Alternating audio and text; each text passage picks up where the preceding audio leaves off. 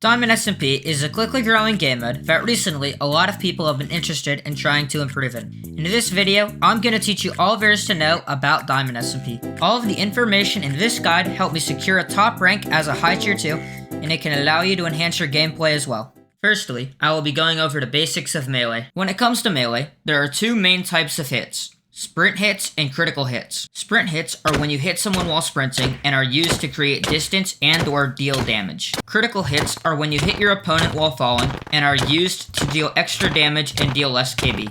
Jump resets. Jump resetting is arguably one of the most important techniques to learn for melee.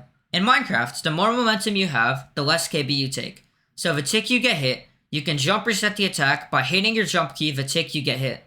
This will give you a very brief increase in momentum, which leads to less KB taken.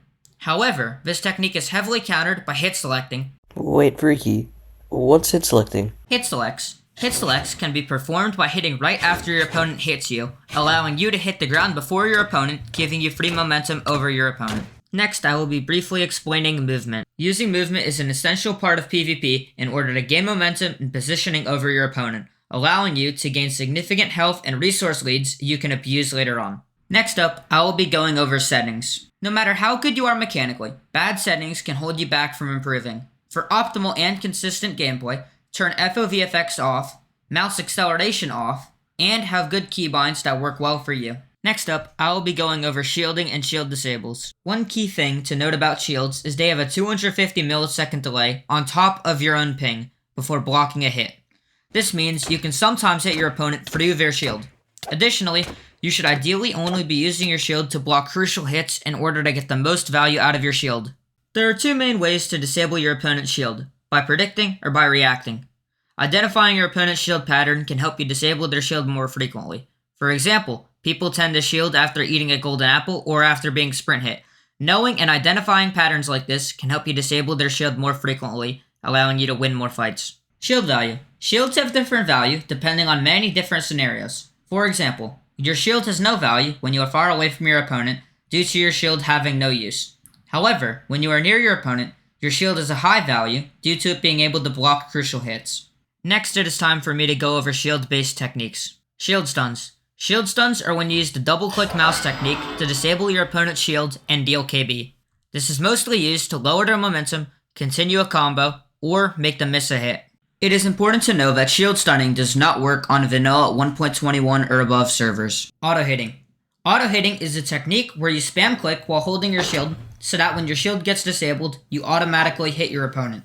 This technique is very useful in shield dances and when you know your shield will be disabled. Backstabs. Backstabs are when your opponent is holding their shield and you go around them to hit them without their shield blocking the attack. Now I will be briefly going over ping and how it affects PvP. Yo, Freekee Fang, what's ping? Ping is your connection to a server based on location and internet. Ping is measured in milliseconds, and on most servers, you can type /ping to see what yours is. It is important to note that no matter how good your internet is, you will be on higher ping if you are playing on another region. For example, I get 30 ping to NA East servers, but 120 ping to EU hosted servers. Ping affects everything in Minecraft, which is why you and your opponent might play better or worse depending on what ping you are on. It is important to note that lower ping players can abuse things such as shields better than high ping players can because of their reduced latency. However, higher ping players will sometimes take falling KB instead of rising KB, which allows them to take less knockback. Remember, no matter your ping, it can be used to your advantage if used properly. Learning to adapt to your own ping and your opponent's ping will drastically improve your skill overall. The most common question I get regarding ping is how do I beat high ping players? The best way to beat high ping players is to use a crit-based playstyle as well as adjust your hit timings to their ping. The best way to beat low ping players is to have better mechanics than them and avoid aimlessly jumping because you will get swatted out of the air like a fly. Next up, I will be going over util and the techniques used with utilities. Cobwebs. Cobwebs are blocks that, when in contact with a player's hitbox, drastically reduce their movement speed and prevents them from critting. Cobwebs can also be used to cover your own hitbox, so you are unable to be hit from your opponent's melee attacks. When your head is being covered by a cobweb, to place a block you must look in the opposite direction that you want the block to be placed in. For example, if you are head webbed and you want to web your feet, you must look upwards so the cobweb places below you. You should only be using cobwebs if you know they'll have a helpful purpose. This is due to most servers and duels having cobweb limits. Aimlessly placing cobwebs will lead you to running out of them quickly with no real benefit. Now I will be going over util-based techniques. Hit cobs. Hit cobs are when you hit an opponent and place a cobweb in or below where they land. This causes them to be stuck in the cobweb, which slows their movement and prevents them from critting. Stun webs. Stun webs are similar to hit cobs, except you do them when you disable your opponent's shield. This technique is very effective because your opponent will have very little to no momentum after getting stunned, which causes them to be easily webbed. Pressure plate webbing. Pressure plate webbing is when you place a pressure plate and then a cobweb on top of it to head web your opponent. However, this technique is typically never done consistently, which is why it isn't good to use, but good to know about in case your opponent starts using it. Web bubbling. Web bubbling is when you place 2 cobwebs on yourself to cover your hitbox to prevent being hit. This is best used when you are at risk of dying and should only be used in very specific situations. Try not to use this technique too much because it can put you in very bad situations and lead to you draining cobwebs very quickly. To counter your opponent using this technique, place water to the side of the cobweb so the flowing water breaks the web, allowing you to hit your opponent's feet. Bucket draining. Bucket draining is when your opponent places a water bucket on their cobweb to break it, but you steal their water with your own bucket. To counter your opponent doing this to you, try to either KB hit your opponent away before placing the water, or place the water bucket behind your cobweb to prevent it from being stolen. Additionally, if you are worried about losing all your water buckets, run the bodies of water throughout the map or terrain, or you can make your own infinite water sources so you don't run out. Cobweb drain. Cobweb draining is similar to bucket draining, but instead of using a bucket, you place a cobweb on top of their water source block to remove it. However, this technique should not be used much due to it requiring 2 cobwebs to perform and it not guaranteeing a drain. In general, you should avoid using techniques that require multiple cobwebs due to the fact you might rapidly drain yourself out of your own cobwebs, leaving you in the mid or end game with little to no webs. Additionally, the 3 best things to do when your opponent is in a cobweb is to heal, free block S-tap, or P-crit and jump reset in their face. Next up, I will be going over ender pearls and when you should use them. Aggro pearling. You should only aggro pearl when one of 2 scenarios are met.